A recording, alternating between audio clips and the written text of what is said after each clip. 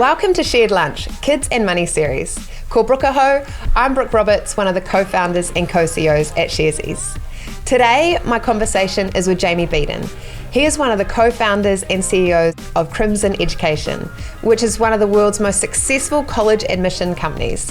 He also, late last year, was awarded the EY Young Entrepreneur of the Year. Jamie's going to tell us a bit about his background, what he thinks about kids and money, and any tips and tricks we can take from it. But before we get started, here is some important information. Investing involves risk. You might lose the money you start with. We recommend talking to a licensed financial advisor. We also recommend reading product disclosure documents before deciding to invest. Everything you're about to see and hear is current at the time of recording.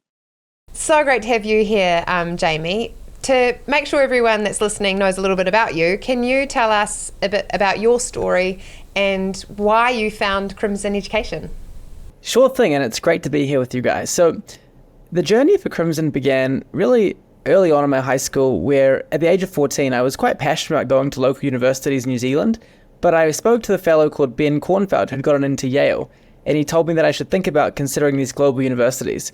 Now, I had no family that had studied in America. I had no kind of idea about what this could entail, but I went on this journey for the next 4 years preparing different academics and extracurriculars and leadership, applied to all these different schools like Harvard and Yale and Princeton and stuff, got into those schools, and then realized that actually, wow, that was a very complicated process and more Kiwis should be doing it. So I launched Crimson back in 2013, about a decade ago to this day, to help guide Kiwis to these top universities, and we've been doing that ever since. Fantastic. So, I mean, that's 10 years ago to start that, and then to be able to get into all those universities, awesome achievement, and it's great to see the global growth you've had with Crimson. Do you want to talk a little bit about that, and then also how Crimson Education works? Sure, I'd love to. So even though we started in New Zealand, today Crimson's the world's biggest admissions counsellor. Now, what does that actually mean? What we do is we help ambitious kids from age 14 to 18 usually, with all of the different parts required to build these top applications for Ivy League schools, top UK universities, top Canadian schools, things like this. So your typical applicant to a school like Harvard will be doing academics, extracurriculars, leadership, essays and extracurricular essays from, those last 4 years of high school. So Crimson will give a family about 5 different mentors, somebody like me who's been through the admissions process, knows what it takes, tutors for the academics, a leadership coach, might even launch their own podcast just like this. And those students will then go through that 4 years of high school, apply to these schools, get their offers, choose what school to go to, and begin that exciting adventure. So today we've sent about 800 kids to the Ivy League, which is the most in the world in our space. And that's really how we do the delivery. So it's a combination of people that have been through this experience, as well as great content, data, insights on admission strategies, things like that. And that's really where the fun at Crimson all began. Great. And is there, aside from, that moment on the train, I understand that, where you're like, oh yeah, I should go for these top universities, and you're like, actually we need to make this more accessible. Is there anything underlying that more that really drives and motivates you? And 10 years in and you're still, gunning. So what really drives and motivates you with Crimson?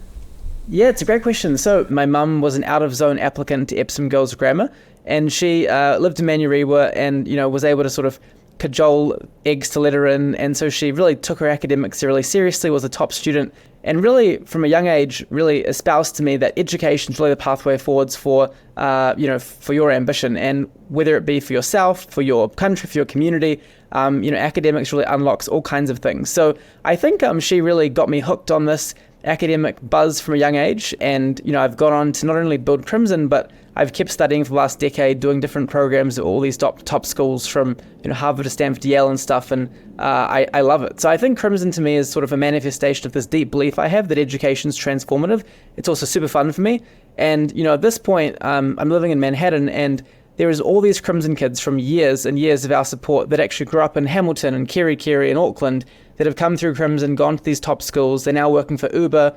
One kid just sold his company to Amazon, another kid's working in generative AI, one's working at OpenAI. It's quite nutty, and they're all in these different exciting cities around the world. So seeing their growth as well is just unbelievable and keeps me pumped every day. Yeah, that the importance of education is so crucial, and it was really cool to hear that that support and that kind of drive that your mum instilled in you or supported you with. And given that we're here to talk about kids and money, what do you remember as your kind of first memories when it comes to money as a child? Were they positive, negative? Do you remember any specific lessons you learnt from your mum or others around you? That's a great question. I think from a young age, my mum, she really started her business shortly after I was born, and I really saw her building it from the ground up. She used to take me to her body corporate meetings for this property business that she does. So I think she really showed me what it took as an entrepreneur to build a business, be frugal, put your customers first. She was taking calls all kinds of wacky hours. Her phone was always ringing. She showed me that work ethic up close and personal. Then on a personal note, she was always very frugal and, conservative, I would say. And so she just put this culture in me that not to waste money, to respect, every dollar, how hard it is to, earn this. But at the same time, when it came to my own education, she was happy to take me to, I had tutors in math and English from age 3. So I guess I learned from her the value of both being careful with not wasting money on silly things, but really investing hardcore behind things that actually have a very powerful return. Also the value of work and how that can compound your financial resources over time. That's some of the key things that really have stuck by me with my mum. Yeah, and seeing education as an investment and, like it is into investment into your future opportunities. And now you're giving that back with the company you've created too, which is really cool, and enabling more people to have that investment. I always say that my first investment was funding my brothers and sisters' education or supporting them while they were at high school and things. And I think it's so important that we see that as a real investment too, and that's cool that you've been able to be brought up like that. Super. I kind of want to unpack a little bit of what younger Jamie was like too when you were at high school. I understand you created a bunch of initiatives. Like, what were you like as a kid, and what are some of those lessons that you learned as a child that live on today? In high school, I had this foray into this. It was a company called Number 8 Technologies, named after Number 8 attitude for Kiwis. And what we did is we made iPad stands for cars. So back when the iPad first came out, mum and dad, maybe they want to drive around and look at Google Maps on their iPad. So we tried to get this thing off the ground, but it was very hard to negotiate with these Chinese manufacturers as Kiwis. So that was a bit of a disaster, but it was a good experience. But really, my best high school business was my party business, where I used to run 200, 300 person parties. I used to get a security guard, DJs, strobe lights, everything, charge a $20 entrance fee. And these would print some good cash. So I used that to fund some rims on my car and some nice tinted windows and sound systems. All the things I didn't need in high school. But it was definitely a good exercise. And it was funny because I don't drink any alcohol, but my parties were quite popular actually. So that was a good business. And then after that, my next one was Crimson. So that was my trajectory of building companies. Oh, that's really interesting to hear more about your background in terms of that entrepreneurial side. Are you happy to share a bit more about your investing journey now and how you think about investing and what you do in that regard? I guess the first thing that I would say is, for Kiwis listening to this, in New Zealand we have a bit of a real estate obsession where everyone's sort of dream is to get their mortgage, buy their first house, get mortgage to the hilt, and buy the biggest place they can, subject to getting a deposit together. And I think in New Zealand we don't really hear about the stock market much. At least we didn't before Sharesies and other platforms like this. But one of the best things that I do is I invest a lot of my disposable savings and assets into the stock market. I usually buy the Vanguard S&P 500 ETF. Why? Because you pay 0.08% fees and you get access to the 500 biggest companies in America. It's diversified. On average, it compounds 8% per year with a volatility of 18%. And the returns over a period of time are very strong, and you're well diversified, so you're not going to take any big shocks as long as you don't need to spend this money in a short period of time. I love the stock market because if you buy a house, can you sell that in 3 minutes? No. Also you got to do due diligence on the price. You can't overpay, or maybe you do, but you got to hold this for a while. But when you're in the stock market, you can literally withdraw money instantly. It's almost like a bank account, except it's like live and, in the market all the time. So I'm a huge advocate for stocks. And I think, real estate is great, but it probably shouldn't be the only part of your portfolio. And I love to see more Kiwis getting involved in stock investing. I think that individual stock investing is a bit of a disaster for your average mum and dad, because, at Tiger, we would have analysts. I think about my buddy Nate. He was a Rhodes Scholar with an MBA degree from Harvard. He worked at BCG, Bridgewater, the world's biggest hedge fund. He was the super academic powerhouse, and he would study intensively just to invest in 5 stocks per quarter or so. And the work required to actually pick these stocks is immense. So if you are buying random stocks, you're basically gambling, and you may as well just buy index funds and hold them. So anyone who thinks they can make money day trading, or they can get Tesla right or something, it is basically gambling. I mean, it's better than going to roulette because the market on average goes up. But I would say that the trading costs of going in and out are quite bad. So my general advice is, individual stock investing, not good for your typical person. Go to index funds, get that good access to ideally US equities, not just Kiwi equities, better, stronger market. And that's a great place to start. So that's what, one of the key things that I do outside of my, work to build Crimson's value. Yeah. So you're really that long-term investor, diversified investor, and you're not trying to time the market, it's time in the market. Exactly. I mean, Warren Buffett literally says he has no idea where the market's going. So anyone who thinks they know that Facebook's going to do well next quarter, like I have friends who work at the world's smartest hedge funds. Tiger was one of the world's top hedge funds. These guys, so I'll give you an example. So let's say you're a trader at Citadel, one of the world's biggest hedge funds. You pay hundreds of thousands of dollars to get access to credit card data, which shows you real transactions from Americans about, who's spending money on what. You get access to these expert network calls where people are tracking certain industries. They tell you how they're doing. You get access to, for example, satellite footage of like oil shipments on ships to detect like how oil market movements are happening. The level of research going into tracking these stocks is incredible. So some random Joe, Jamie, 20-year-old guy sitting in his dorm, that's not going to cut it because you don't have any information advantage. So you are basically gambling. So I think timing the market is not a good idea for your average investor. It's fun, it's exciting, it usually feels good when it goes up, but it's typically going to bite you in the long run compared to just sitting in a passive index fund. Yeah, and the majority of investors we see on Sharesies are habitual, longer term, have a diversified portfolio, and I think that's it's great to hear that's kind of your philosophy too. So if there's any, I'm sure there's a lot of well-meaning adults listening to this where they, have a child in their life and they're like, hey, I want to teach this kid or these children around me more about money. Do you have any advice for them? Is there any kind of games or mindset or initiatives you think that they can take to help that engagement? That's a great question. The first thing that I would say is it's really useful to get a kid as young as possible to experience what it takes to actually, run a small business. So that could literally be, you get your child to go and buy a bunch of products in bulk, chocolate bars, try and sell them for a 20% markup. I remember there was a guy in my school, James Lee, who would buy LMP from like Pack and Save and then sell it at school at a markup on like an individual basis, and he actually was an incredible entrepreneur later on. He helped me build Crimson and career and stuff. And I think those early exposures, like even trying to, maybe trade Air Jordans on StockX, or, you're selling some interesting design t-shirts, these experiences early on where you're actually experiencing selling, getting rejected, finding a product people care about, pricing it properly, these are core experiences. So I would say focusing on that entrepreneur experience is good. Also, like, recognize the parent. If you're, lavishly spending with your kids, or you're kind of making it seem easy to access money, you're really encouraging quite bad habits. Like some of the world's most sophisticated folks like Bill Gates, they're notorious for being very disciplined with how they expose their children to money early on.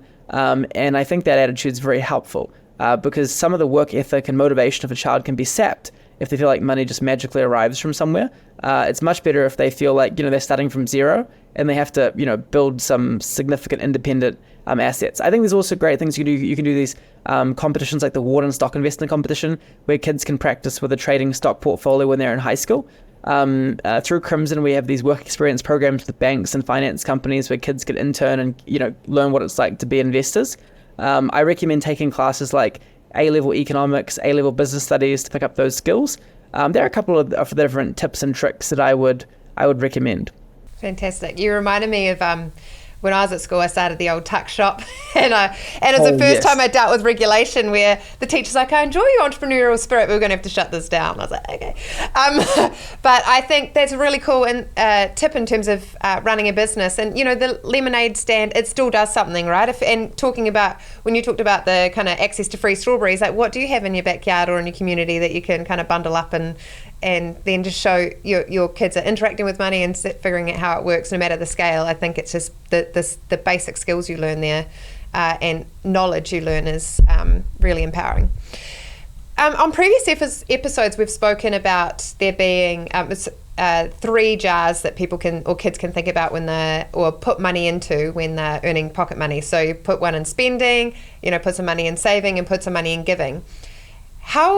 What do you think about the giving or the charitable component, and is that something that you think kids should be setting a financial habit up with? Great question. By the way, one last tip that I would mention that I think is actually really useful. I think it's very, very powerful for a kid to go and get some part-time work experience at a place like KFC, McDonald's, Porto's. I worked at a Porto's Mission Bay, and I saw, the hustle required to cook these burgers, cook these chicken tenders, serve the customers, manage the till, the intensity of this franchisee and managing his operation, and seeing these companies that are well run, but also the hustle required and the difficulty of this kind of work. It's really good on multiple levels. It's good psychologically, teaching you the value of money. It's good to see how business works and a business that you can kind of really understand. So I think that's another tip. And actually, I get a lot of my Crimson kids to do that kind of work. One of my students actually in California was working at McDonald's, just got into Stanford, so that was quite exciting. Anyway, to your question on the different jars. So I actually, a bit of a perhaps controversial take, I think, but I'm not so sure you need to get the child putting money in a giving jar when they're that young. I think I actually would focus more on acts of service. Like I remember going to the Salvation Army or doing World Vision drives, or handing out food at Christmas time with my family. I think those tangible acts where you're actually interacting with communities of disadvantage yourself, and you're giving your time, and you're hearing these stories yourself, are far more visceral than kind of putting some change in a jar and kind of goes off to some orange World Vision charity you don't know what it is. So I think that the giving, I don't think you need to necessarily train a financial giving habit. But I think that community service, that principle, that altruism is really important to establish. So it can be through giving, but it also can be through service. And I think that can actually be more impactful on a student. Yeah, I hear you there. I feel like if you're going to create a third jar there, instead of it being giving, it would be more around tutoring or extra education money. And then that experiences are really important. So experience from working, experience from creating a company, or experiences being in the community and giving back. Have you noticed anything culturally different, coming from Aotearoa, how we're different when it comes to money? Like in the US, I know that saving for college is thought about really early on, like pretty much since the kid was born. And also that understanding of the stock market is way more, prevalent in the States than here, but... Totally. I think a couple of things that I would say. The first thing is the attitude towards investing in education in New Zealand is one of the most perhaps relaxed globally. So in China, 75% of parents spend money on tutoring. In countries like Korea and Seoul, I was just in our Seoul team recently, Singapore, Taiwan, etc. The intensity and focus on getting good education results, investing behind that is immense.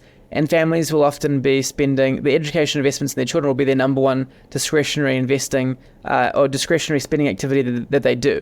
And they view that like this multi-year investment. I think in New Zealand, a lot of parents view their responsibility as kind of funding aspects of the child's lifestyle, but they maybe are pretty chill with the, whatever school kind of gets the job done, and they're not that focused on what university necessarily the child gets into, and they're a bit reticent to spend money on education services because, shouldn't school be good enough?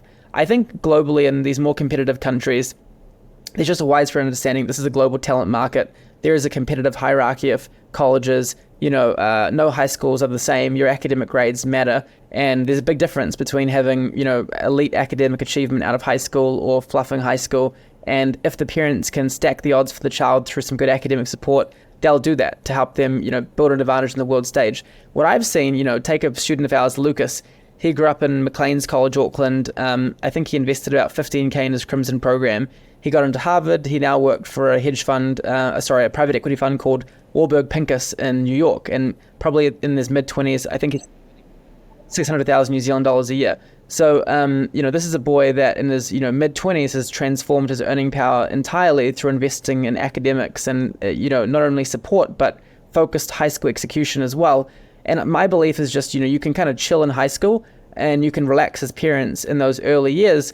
Or, you can take high school very seriously, set your child up for an amazing career, and they're going to be rocketing off to financial independence, great results very quickly. So I think that's a huge cultural difference I see. And I think that's a big miss because, we as Kiwis need to level up our kids. And, that's how we drive economic growth and financial autonomy, especially as an isolated country. And, I think we can improve that a lot. And it starts with the education system, but also our parents' mentality towards investing in education.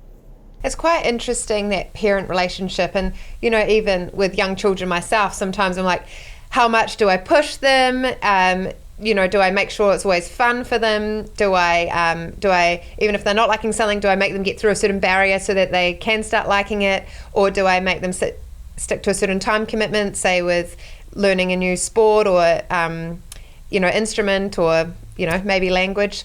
It's really interesting to know as a parent, like where your role sits versus the intrinsic and extrinsic kind of like, you want your kid to be, I'd like my kids to be intrinsically motivated, where they just get, they have that ambition and curiosity themselves.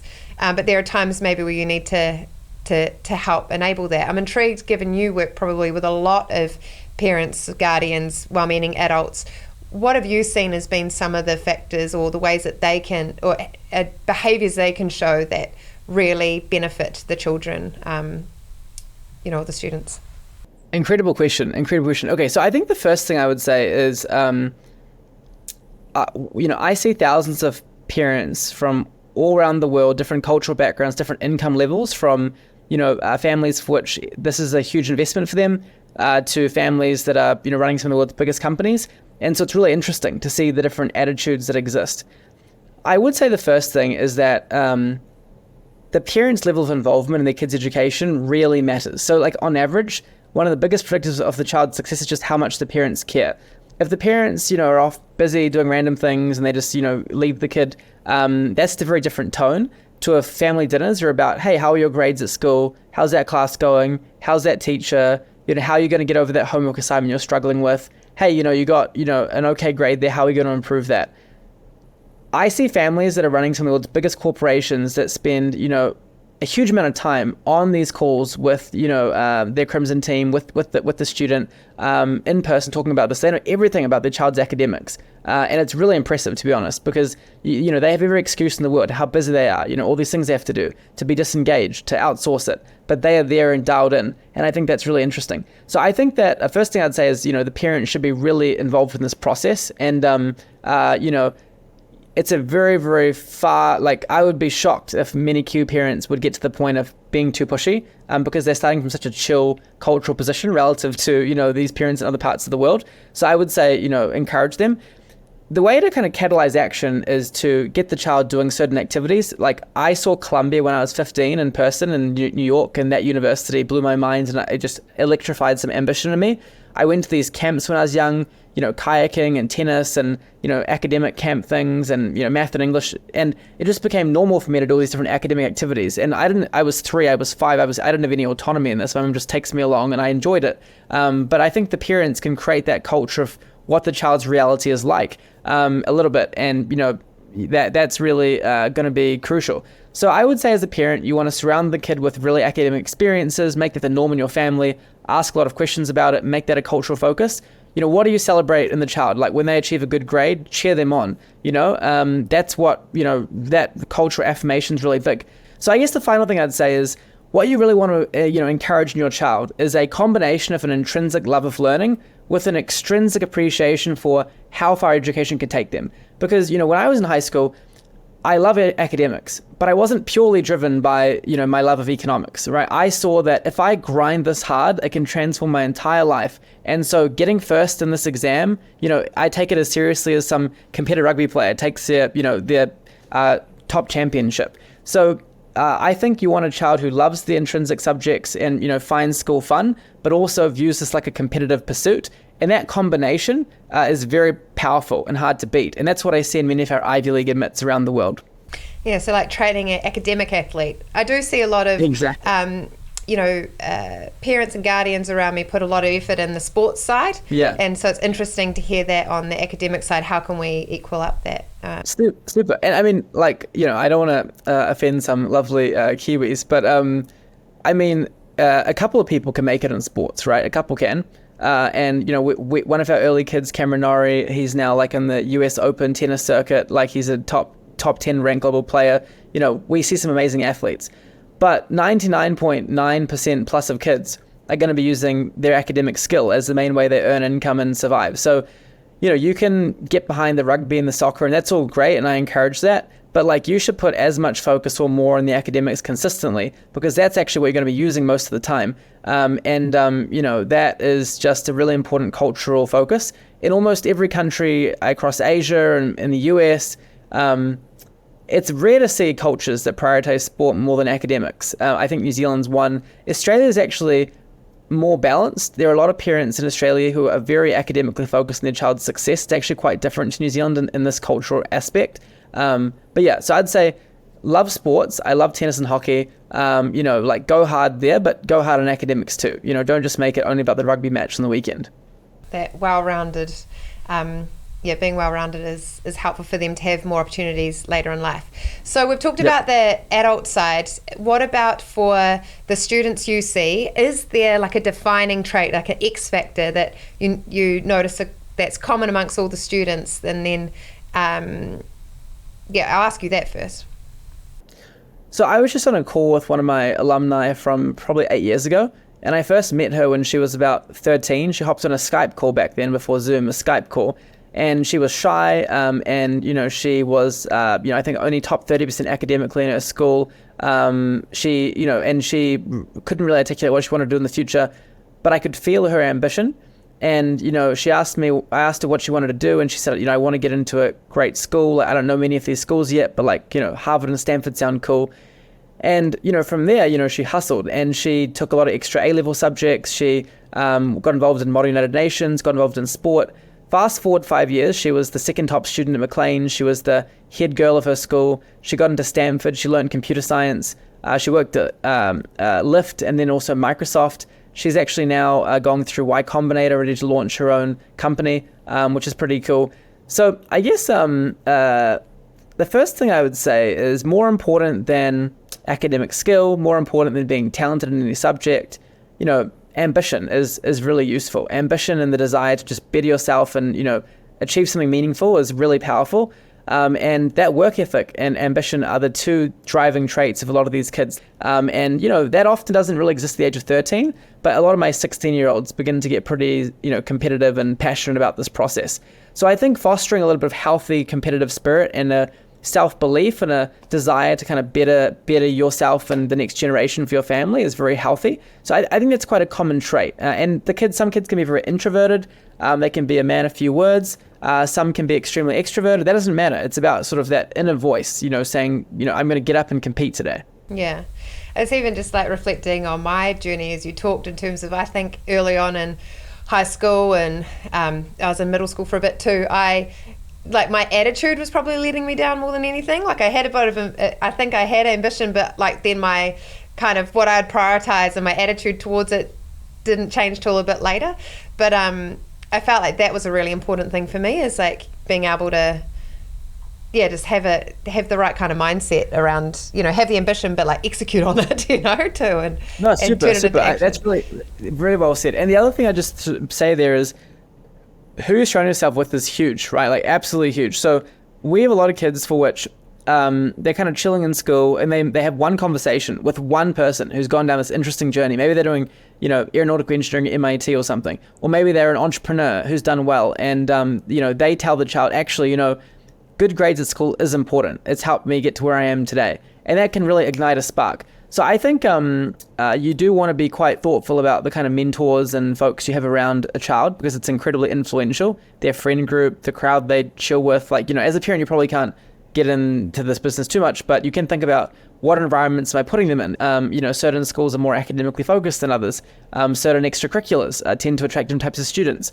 So I think you can be kind of thoughtful about curating that environment around your child and then also bringing in the right mentors around them to kind of augment and push them. Because if you're just like a child drifting through high school and you've got no good mentors, how do you know what ambition looks like? It's kind of tough. Maybe you can follow mum and dad, but it's a bit ambiguous and kids often rebel from their parents. So I think you want to think about who are those 5 people around my child that are helping them really become that rock star they can be.